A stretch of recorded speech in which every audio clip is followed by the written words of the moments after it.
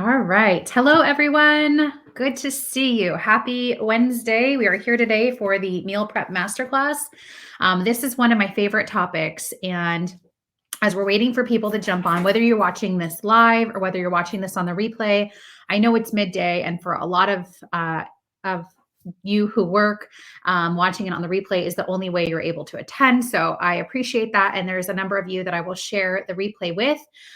Please comment #live or #replay if you're watching.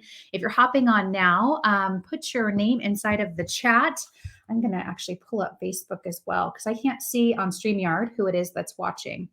But hello to you all who are watching and joining in for the meal prep masterclass. So I want to be respectful of your time and make sure you get the benefit of this class in a clear and concise way. So we're going to spend about the next 20 minutes taking this time talking about one of my favorite topics, and that's food. I love to cook. I absolutely love eating too, and I love eating great food. So hello. Yes, I can post this also for follow-up here. Yes, definitely. I can post that this video after we're done. So I love food. I love cooking. I love eating great food. And I don't think that to be healthy, I think you need to cut things like fat. Certainly there's times and places for it. There's ways to eat sugar that's a better option. And so when we prep our meals and we think about it ahead of time, we can really plan to make sure that we are hitting all of our nutritional needs and being consistent with our nutrition and with our goals as well. So this is highly interactive. Make sure that you share inside the chat. If you have questions, I will get to those as we go through. And make sure that you have your questions answered as well. So let's see here. Just a minute as I get this pulled up. I'm going to also share at the end of this training, I created a meal prep guide. It's actually a rather in-depth guide to go over what we're talking about here, but how to actually put these tips into practice later on in your own kitchen. So once we are done with the guide, I'll drop that link so that you can download the guide and put that into practice ASAP. So as a mom of two with a busy career and being a business owner, oftentimes I know that meal prep feels stressful. It feels less enjoyable, even for me who enjoys cooking.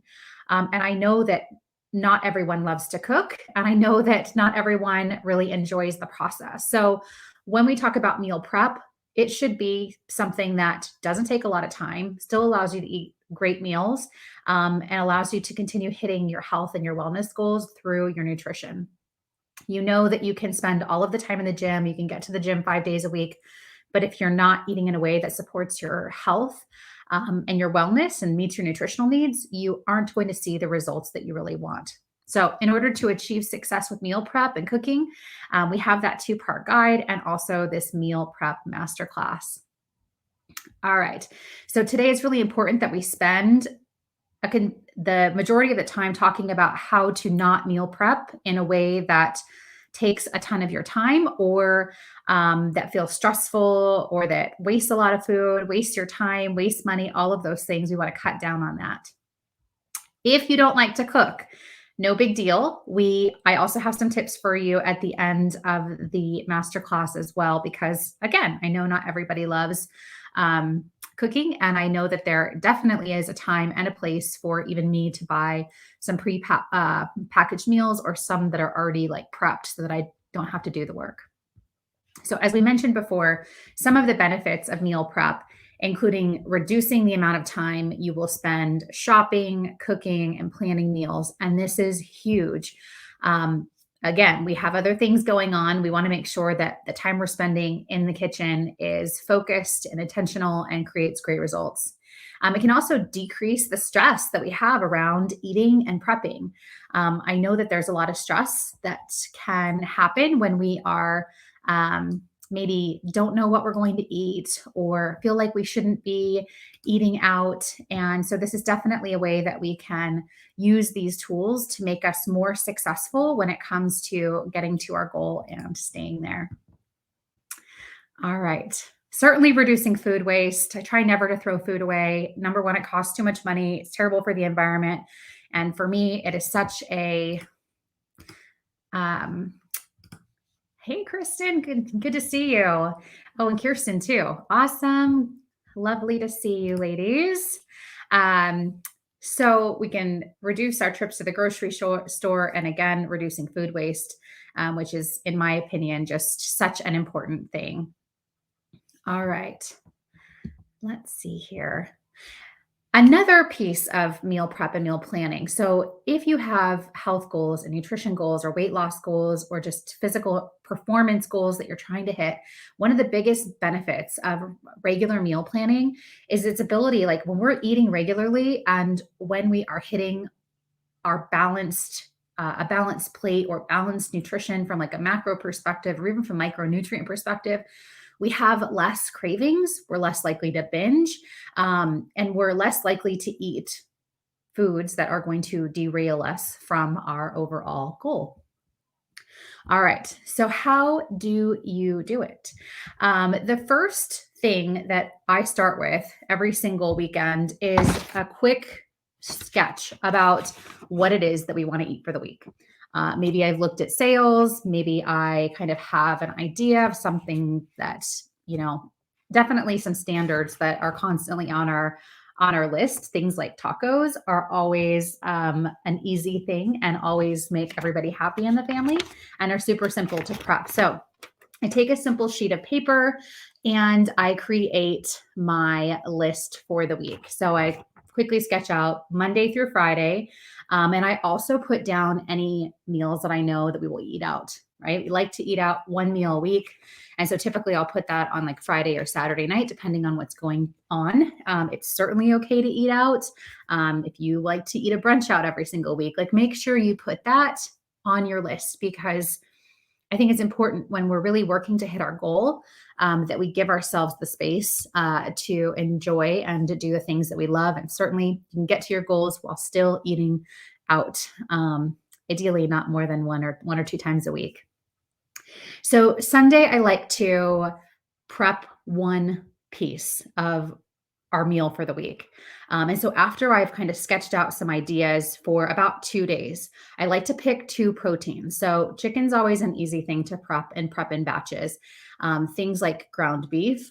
Ideally, we're not eating ground beef more than 1 to 2 times a week, but we can prep that in stages or even prep, cook it and then save it for the following week. So this is the way that you really reduce your time in the kitchen. Thinking about not just what you're having for dinner, but also what you're having for breakfast and lunch will help you to be successful. So, Sunday, I look ahead for the week and I make sure that I grocery shop. Then I will prep at least one piece of the following day's meal. That could be something like protein. Maybe it's that I've boiled eggs for the following day. Perhaps it is making a large salad for Sunday dinner that I can use for my salads during the week or for a salad, up in the next couple of days. We want to avoid meal prepping in one day. And there's a couple of reasons for this. Typically, the food does not taste good after a couple of days. It kind of gets that stale taste to it. You've also eaten it twice, so it's less likely to be satiating or something that tastes good. And again, our food should taste good. I think every meal should taste good, or at least be something that's not unpleasant. And so, again, ideally, you're not eating leftovers more than once. If you enjoy leftovers, then fine, eat those again. That'll reduce your time even more. But if you don't want to eat leftovers, my husband hates leftovers. I typically will not cook the same thing for us to eat more than once that same week. So one of my favorite things to do, we talked about Sunday, is to make a really large salad that we will eat that evening. And then also like roast a chicken or make a protein that I can use multiple times. So roast chicken on like whole chicken is probably one of the easiest meals to make because it requires minimal prep time. You season it, put it in the oven, and take it out when it's done. Eat from that one meal. And then I usually will take maybe 2 to 3 additional chicken breasts and roast those as well, because they're so easy to use in other meals. So that's typically my Sunday meal. That will provide me lunches, possibly. It'll definitely provide me a couple of other dinners for the week. Once you have the protein prepped inside of your refrigerator, ideally it needs to be used in about 3 days. If you're not using it in 3 days, put it in the freezer. It does not take long to thaw out. You can take it out the night before or the day of, and usually it's thawed in the refrigerator within about 12 to 24 hours. Um, The other great thing about chicken is that it works well in shredded tacos. It works well in stir fry. It works great on top of a salad. Let's see. So that is one way to prep your protein. And here we've already listed at least 3 different ideas for the week. Other great ideas to prep, like on the day ahead, would be maybe if you woke up on Monday morning and you made oatmeal, you could do oatmeal one day and then do an overnight oat. Just throw everything together, put it in the fridge, and you have overnight oatmeal for the next couple of days. It doesn't mean that it's going to look like something you got off of Pinterest. It doesn't mean that like it has to be beautiful. It just has to be, the ingredients need to be combined. And you can also kind of jazz it up the following day. So I did the overnight oats on Sunday. And I poured oatmeal topped with chia seeds, hemp hearts, some frozen fruit.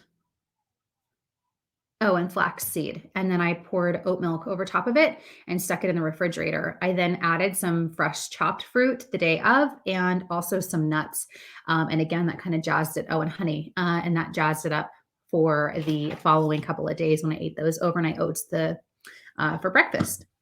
Also super easy to like pull out overnight oats and just eat those for breakfast. Doesn't require any of the extra time or stress with the meal prep. All right. So you always, if you are cooking and building a meal, the goal to cut your time is to either cook extra protein or prep extra vegetables. Things like bell peppers work well across multiple meals. That's actually probably one of my favorites. Brussels sprouts can be used in a variety of different meals. Things like stir fry to just roasted vegetables, and require, if we're cooking or washing it once and chopping it and using it within a couple of days, it really cuts down significantly on the amount of time that we'll spend in the kitchen. So a meal prep that might take an hour to make a fresh meal will be cut down to like 20 or 30 minutes, and is such a time saver. Using things like bought like sauces, like stir fry sauces, as long as we're taking a look at the ingredients, maybe choosing something that has minimal ingredients and is minimally processed, can also be a really easy way to save your time and energy.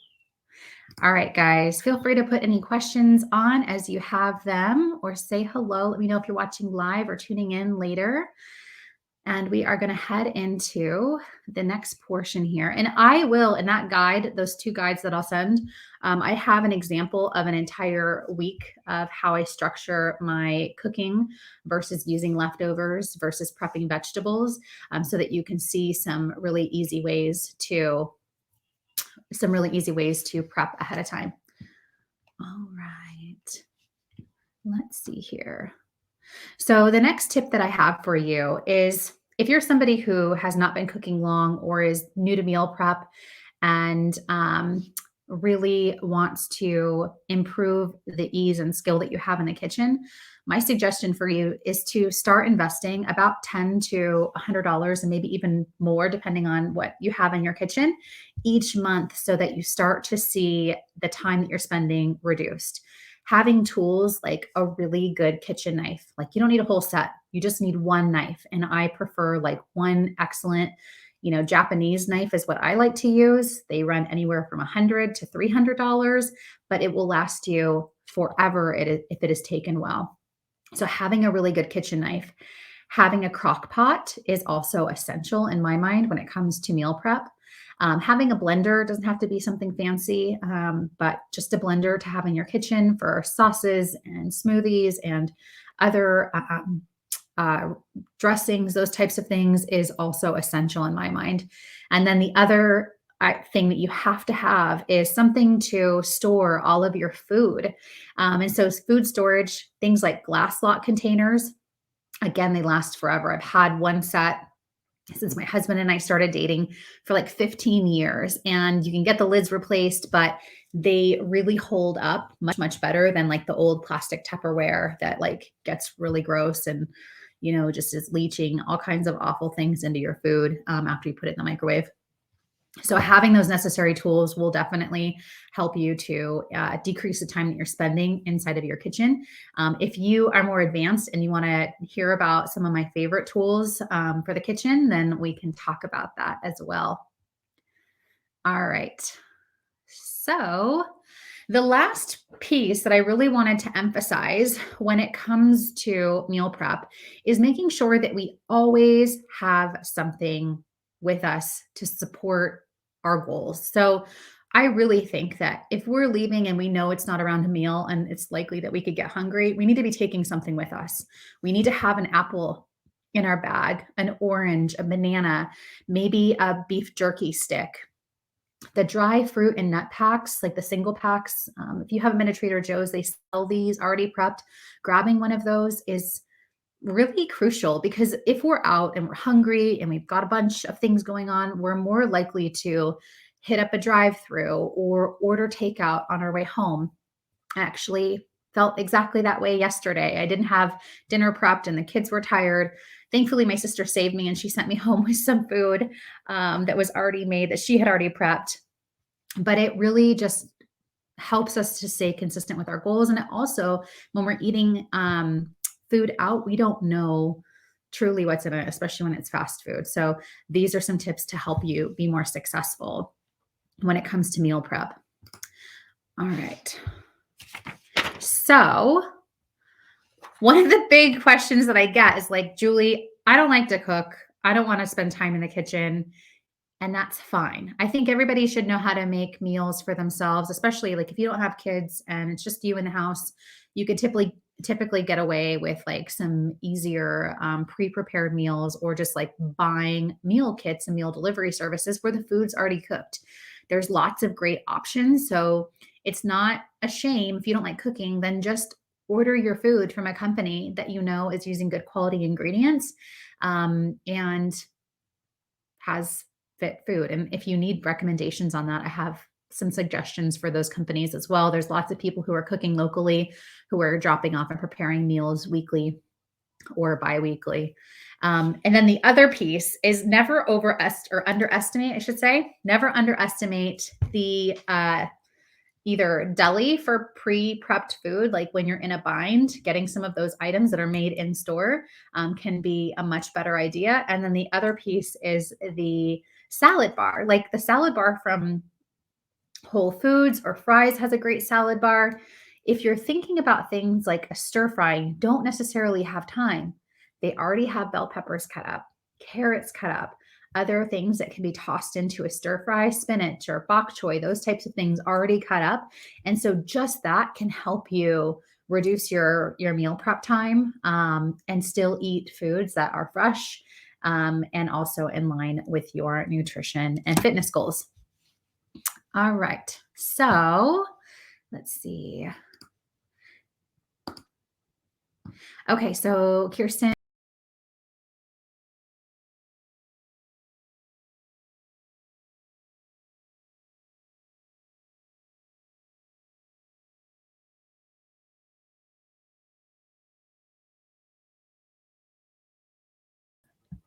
Okay. I don't know where I went there for a second. Sorry about that. So Kirsten asked, what are some of the sauce brands that I like? And each I'll have to take some pictures of them because quite honestly, I look for what's on sale first and then I look at the ingredient list. And if I like the ingredients, then I will get it. Things like stir fry sauce are pretty easy to make though. So most of the time, If it's not on sale, or I will typically make my own, but I'll go through my cabinet and just kind of snap some pictures so that you see some of the sauce brands. Oh, Costco has had a couple really great, super clean sauces recently. So Primal Kitchen makes a couple of those. That brand is pretty consistent when it comes to ingredients. And there's been some like masala sauce and a butter chicken sauce that's also super easy to just keep in the pantry for a night where you don't want to have to worry about cooking. So let me see. I'll share those in the comments too. Let's see. So guys, go ahead and put any comments or questions inside of the chat. And same question there, Elizabeth. I'll share that as well with you. So remember, I'm going to go ahead and share the downloadable meal prep guide. So you see an example of exactly how I prep for the entire week and how I suggest going about that.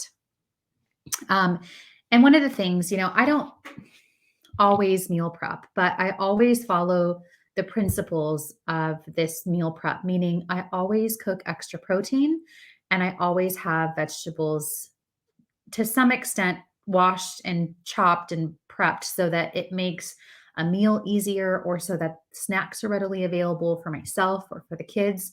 And again, it cuts down significantly on the prep time that you will have inside of your kitchen. So I'm going to go ahead and share this. Let me see if I can do it from here. Oh, here we go. Oh, wait. Okay, so I won't be able to share it because I'm on StreamYard, but I will share that link to the downloadable guide so that you guys have that as well. If there's no other questions, this will be posted inside of the announcement section. So you always have it to go back. Each masterclass that I give will be posted inside of the group. So if you have any questions about like the sugar detox from January, there was a really great stretch series that we did over the course of a week back in, I think, December and February. I can't remember what we did in February. It was just not too long ago. But those are all posted under the guides and announcement section inside of the group. So if you have any questions or you want to start maybe a little mini challenge, you can do that and just tag me inside of the comments and I will cheer you on. All right, guys, hope you have a wonderful day. It was lovely seeing you all who were able to hop on and join me for the masterclass. Let's see, any other updates? Oh, some really fun and exciting things. So if you're local to Phoenix, there is a workout every Saturday through March with my friend Adriel. He's a personal trainer and he's doing a group high intensity interval training at Encanto Park at 9:30. So 9:30 to 10:30. And if you have kiddos, stick around because we play at the park afterwards. It's a super fun way to kind of catch up. And if you tell me that you're coming, I will have coffee. And I know if Kirsten comes, we could have mimosas too. Let's see. So that, and then also metabolic assessments every Saturday as well. So if you were thinking about getting your body composition tested, like you wanted to do maybe body fat testing or measurements, we can talk about doing that as well. But that's a great special. That's buy one, get one free through the month of March. So PM me about that as well. All right, guys, appreciate your time. You have a wonderful day and we will chat soon.